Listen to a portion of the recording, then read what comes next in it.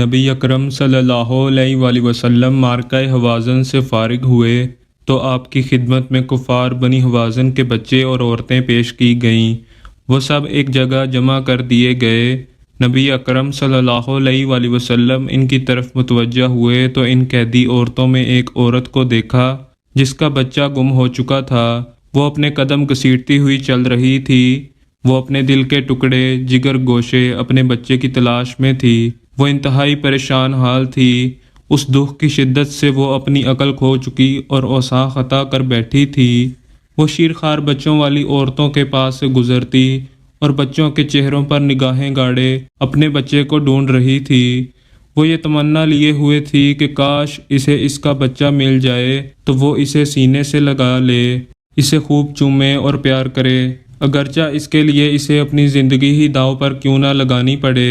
وہ اسی پریشانی کی حالت میں تھی کہ اسے اس کا بچہ مل گیا۔ اس کا اسے دیکھنا ہی تھا کہ اس کی آنکھوں سے آنسو سوکھ گئے، اس کے ہوش ٹھکانے پر آ گئے۔ وہ اس پر لپک پڑی، اسے سینے سے چمٹا لیا اور اسے چومتے چومتے اسے سینے سے لگا لیا اور اسے دودھ پلانے لگی۔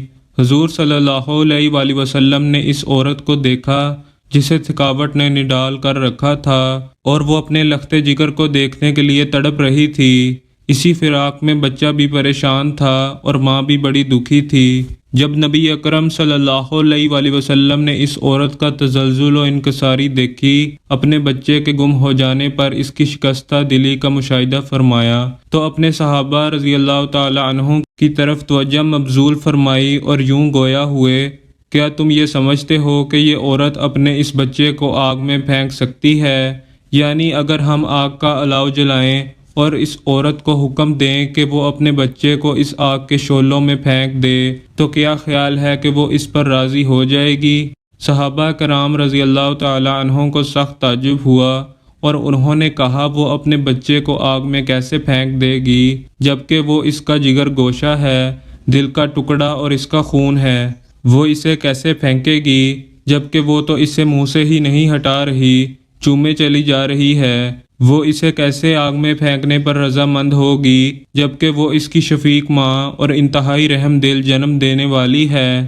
صحابہ رضی اللہ تعالی عنہ نے صاف کہہ دیا، نہیں، اللہ کی قسم یا رسول اللہ صلی اللہ علیہ وآلہ وسلم، وہ اسے آگ میں پھینکنے کے لیے ہرگز تیار نہیں ہوگی۔ تب نبی اکرم صلی اللہ علیہ وآلہ وسلم نے فرمایا، اللہ کی قسم، اللہ تو اپنے بندوں کے لیے اس ماں کے اپنے بچے کے لیے شفیق اور رحم دل ہونے سے بھی زیادہ مہربان ہے۔ حضور نبی اکرم صلی اللہ علیہ وآلہ وسلم کے زمانہ میں مدینہ منورہ میں ایک شخص رہتا تھا جس کا ظاہر بہت اچھا اور بہت نیک صورت تھا، جیسے اہل ایمان کے درمیان ایک نایاب اور مشہور شخص ہو، لیکن وہ شخص بعض اوقات رات میں چھپ کر لوگوں کے یہاں چوری کرتا تھا۔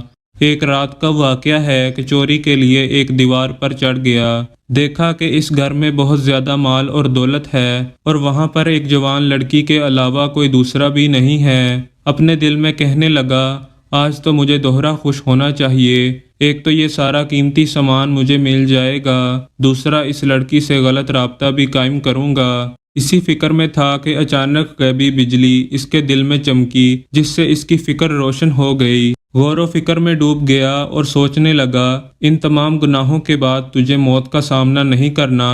کیا موت کے بعد اللہ رب العزت مجھ سے باز پرس نہیں کرے گا؟ کیا میں اس روز کے عذاب سے بھاگ سکتا ہوں اور اس روز اتمام حجت کے بعد اللہ کے غیظ و غضب میں گرفتار ہوں گا، ہمیشہ کے لیے آتش جہنم میں جلوں گا؟ یہ سب باتیں سوچ کر بہت زیادہ پشیمان ہوا اور خالی ہاتھ وہاں سے واپس آ گیا۔ جیسے ہی صبح ہوئی، اپنے اسی ظاہری چہرہ اور بناوٹی لباس میں حضور نبی اکرم صلی اللہ علیہ وآلہ وسلم کی خدمت میں حاضر ہوا۔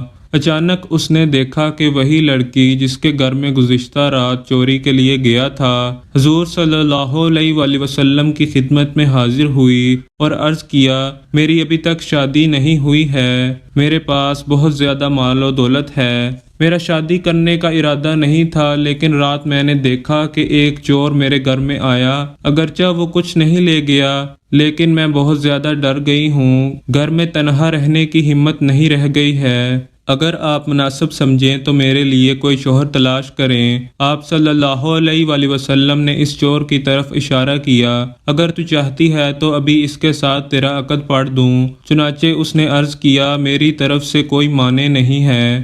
چنانچہ آپ صلی اللہ علیہ وآلہ وسلم نے اسی وقت ان دونوں کا عقد کر دیا۔